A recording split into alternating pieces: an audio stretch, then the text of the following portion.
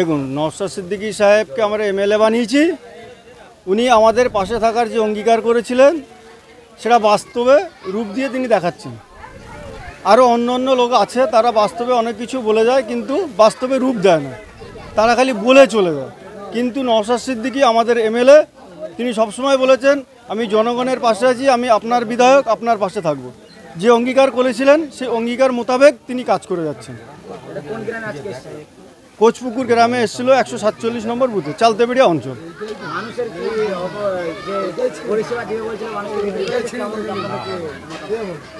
আমরা তো দেখছি দারুণ পরিষেবা দিয়েছেন। এখানে যারা আছে জনগণ, তাদেরকে আপনি জিজ্ঞেস করলে পেয়ে যাবেন। আমরা এটা বিনা পয়সায় বিনামূল্যে আমরা পরিষেবা দেওয়ার জন্য অঙ্গীকারবদ্ধ হয়েছি। এরকম প্রত্যেকটা গ্রামে গ্রামে আমরা এই পরিষেবা দেব।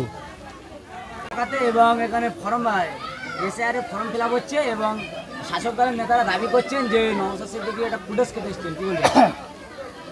এটা কোনো ফুটেজ খাওয়া না, এটা সাধারণ মানুষের উপকারের স্বার্থে ভাইজান আজকে এই সহায়তা কেন্দ্র খুলেছে। কোন গ্রামে? এটা কোচপুকুর গ্রাম, সিংহেরকুনির মাথা 147 নম্বর বুথে হচ্ছে এবং 3 বুথের মাথা। কোন বিধানসভা? এটা ভাঙড় বিধানসভা। কি বলবেন এই যে পরিষেবা পাচ্ছেন, শওকত মোল্লা তো বলেন মানুষের পাশে দেয়, তাদের পক্ষ থেকে এরকম শওকত মোল্লা ডাইরেক্ট পরিষেবা দিচ্ছেন না তিনি শুধু বিভ্রান্ত ছড়িয়ে দিচ্ছেন এলাকাতে? শওকত মোল্লা তো দূরের কথা, তৃণমূলের কোনো বড় নেতা আজ পর্যন্ত এই রকম পরিষেবা দেয় না। ওরা বিভ্রান্তি ছড়ায়। এই এসআইআর নিয়ে ওরা সমস্ত রাজ্যটাকে পুরো জনসাধারণের একদম পুরো গঙ্গায় ঠেলে দেওয়াপানা করেছে। ওরা কোনো সহযোগিতা করে না, ওরা আরও মানুষের ভাঁওতাবাজি দিচ্ছে। আর যেখান যা মানুষের অসুবিধা হচ্ছে সেখানে গিয়ে আরও ওরা মানুষের অসুবিধায় ফেলে দিচ্ছে। মানুষ মারা যাচ্ছেন, শওকত মোল্লা বলছেন ভাঙড়ে একটা দুর্নাম ছড়িয়ে দিয়েছেন যে ভাঙড়ে একটা ধরতে গেলে বদলাম, ভাঙড়ের মানুষে বলছে নাগরিক নেই কেউ বলে মারা গিয়েছে এবং কোনো প্রমাণ ছিল না বলে তিনি আত্মহত্যা করেছে, কি বলবেন? এটা একদম পুরো ভুল কথা। এটা আমি তো বলবো স্বয়ং দিদিমণি তো মরে যাওয়ার কথা। দিদিমণি বলেছিল যে এই এসআইআর বা এনপিআর বা এনআরসি এইগুলো হতে গেলে আমার বুকের মধ্যে হবে এবং রোলার চালিয়ে আমার বুকের মধ্যে হবে। এখন এখানে এসআইআর চালু হয়ে গেছে, তার দিদিমণি নিশ্চয়ই তিনি মারা গেছে। আর সেই মারা যাওয়াটার কোন শ্মশানে পড়াচ্ছে আমরা সেটাই জানতে পারিনি। তখন আমার জনগণ যদি জানতে পারতাম আমরা খুশি হতাম। শওকত মোল্লা ভাঙড়ে এসে একটা দাদা মারা গিয়েছে গলায় দড়ি দিয়ে, বলছে শওকত মোল্লা বলছে যে এই এসআইআর এর জন্য মারা গিয়েছে আতঙ্কে, কি বলবেন? না, এটা এসআইআর এর জন্য মারা যায়নি, ওদের পারিবারিক সমস্যা। ও আমারই আত্মীয়, আমার ওদের রাত্রি ঝামেলা হয়, আমাকে রাত্রি ফোন করে, আমাকে যেতে বলে যে এসো একটা সমস্যা হয়েছে। আমার একটা জামাইবাবু ফোন করে, আমি বলি আমি এখন যেতে পারবো, রাত হয়ে গেছে। সকালে আবার ফের শুনি যে ওই দুজনাই পারিবারিক ঝগড়া করে ওরা দুজনাই ও বিষ খেয়ে গলায় দড়ি দিয়ে মারা গেছে। এইটাই